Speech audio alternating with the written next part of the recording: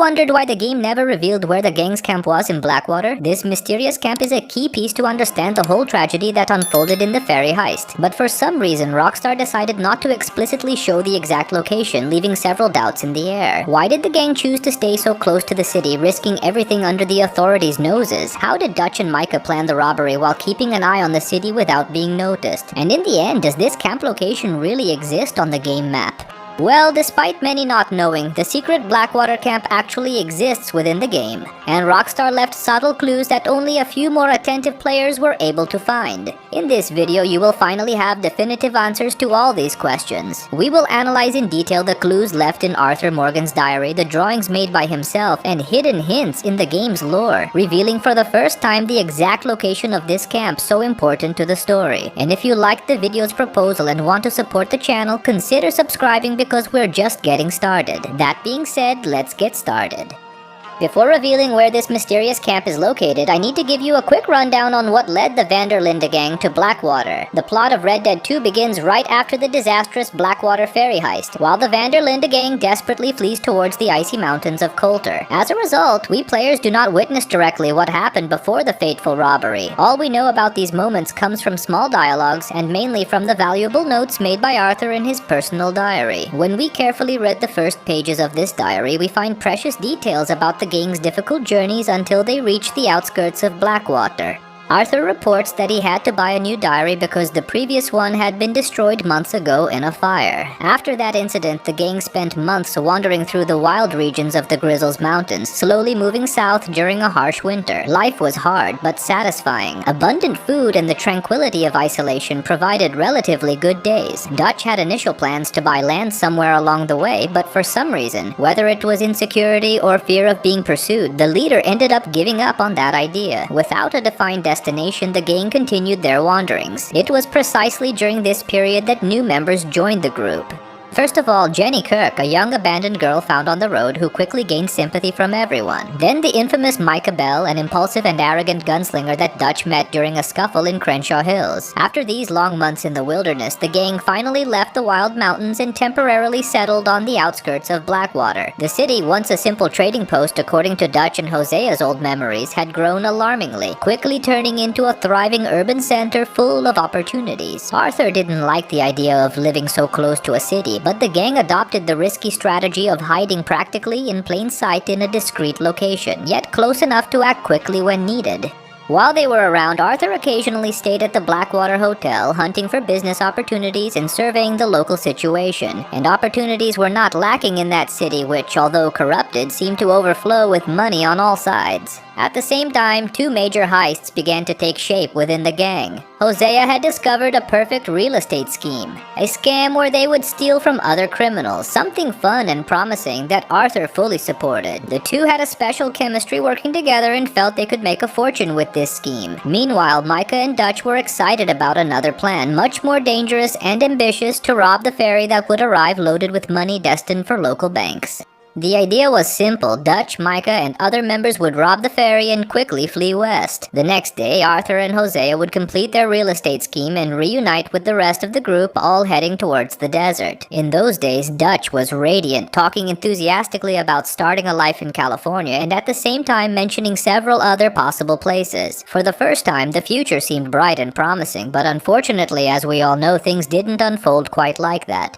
Despite the importance of this camp, the game never directly tells us where its exact location was. To find out this answer, we need to carefully analyze the clues left by Arthur himself in his diary. As you have certainly noticed, the cowboy has the habit of drawing a detailed portrait whenever the gang settles in a new location, marking the beginning of each chapter of the story. In Blackwater, it was no different. Arthur left behind two precious drawings. The first drawing does not directly depict the camp, but rather the panoramic view that the group had of the city while they were camped.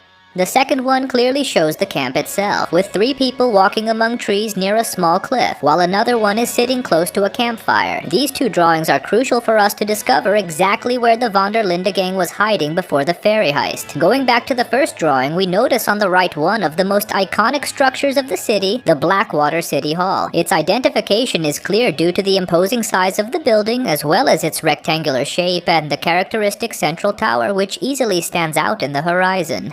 A little further to the right of the image, we find another crucial point, which was probably the main reason why Dutch and Micah decided to set up camp in that strategic region, the Blackwater port. From there, they could monitor the entire route of the ferry using binoculars to find out the exact schedule of the arrival and departure of the money destined for the local banks, greatly facilitating the planning of the heist. Arthur also subtly drew in the lower right corner of the image, the top of a cliff. It may seem like a small and irrelevant detail at first glance, but it was crucial for the definitive discovery of the camp's location. With these elements in hand, the Reddit community conducted a thorough investigation led mainly by users Viva La Vida 555 and Koyami, and thanks to their joint effort, the exact location was finally identified, and it's time to find out what it is.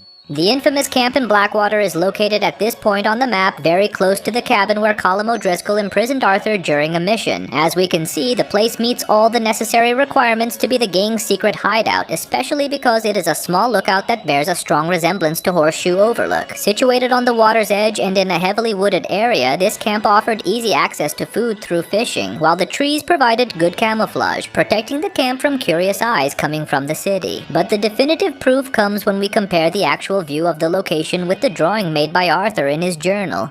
It's amazing how everything fits perfectly. The view of the harbor is clearly visible in the central left part. The town hall is right in the upper right corner, and a little further to the right is the cliff detailed by Arthur in the bottom right corner. Furthermore, we can clearly see Flatiron Lake, which bathes the city's shores just like in the drawing. Another interesting evidence can be found when analyzing the trees present. In the area, it is possible to identify a tree stump cut to the ground. It may seem like a small detail, but cutting trees is a common habit of the gang when they settle in a new camp, whether to make space for tents and wagons or to get firewood for the bonfires, which remained lit practically all day long. This same practice can be seen in other gang camps, especially in Horseshoe Overlook, where several cut trees were left behind after the group dispersed. Another important factor that confirms this area as an excellent camping spot is the fact that strangers often appear there, setting up random camps exactly in that specific location. With this, Rockstar itself leaves a subtle clue, indicating that they considered the region a natural and strategic location to set up camp. Putting together all these pieces of evidence, it becomes clear that this is indeed the true secret gang camp in Blackwater, revealed through the traces left by Arthur in his journal, and confirmed by the meticulous investigation of the game community. Now that we've finally identified the exact location of the mysterious Blackwater camp, it's worth analyzing some characteristics that it shares with the other camps occupied by the gang throughout the story. The Blackwater camp bears several similarities to Horseshoe Overlook. Both are located on top of a strategic elevation, with easy access to essential resources such as water, abundant wildlife, vegetation for camouflage, and proximity to a small cattle town. As for Clemens Point, the Blackwater camp shares another peculiarity, being close to a large city. In Clemens, they camped near roads, proving that Dutch and Hosea didn't always opt for completely isolated locations, as was the case in Coulter or Beaver Hollow. Another recurring feature is the gang's preparation of the terrain. Whenever they settled in, it was common for them to cut down several trees to make room for tents, wagons, and mainly to obtain firewood for the campfires, which remained lit almost all the time. This practice is evident both at Horseshoe Overlook and Clemens Point. In Blackwater, this feature is more subtle, as we only find one tree cut down on the site. This probably happened due to the gang's short stay in the vicinity of the city. If things hadn't gone so wrong in the ferry robbery, the gang would certainly have stayed longer in the area, cutting down more trees and organizing the terrain better.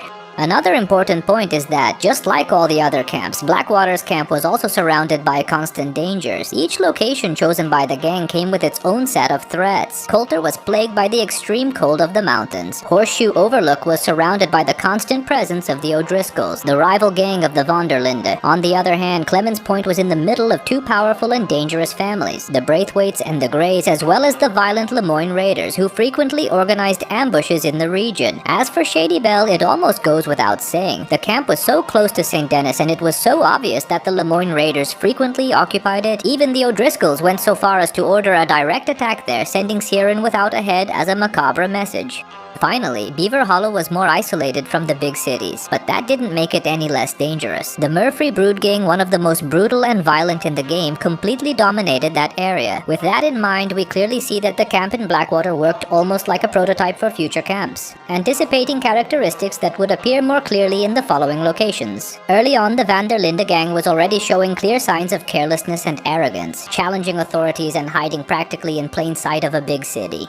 They were extremely confident, certain they could steal a fortune from a sophisticated ferry and get away unscathed, even under the watchful eye of the law. And speaking of the ferry's fortune, they did manage to steal it indeed, despite the tragedy the heist ended up becoming. The Van der Linde gang did get their hands on the $150,000 being transported by the vessel. The major issue was precisely escaping with that money after the chaos that took over the town. During the intense shootout, it would be impossible to quickly carry hundreds of dollars in cash and gold bars through the streets, going back to camp and hastily packing everything to flee. That's why Dutch and Hosea made the decision to hide the stolen money right in front of everyone's eyes, in one of the busiest and most public locations in all of Blackwater.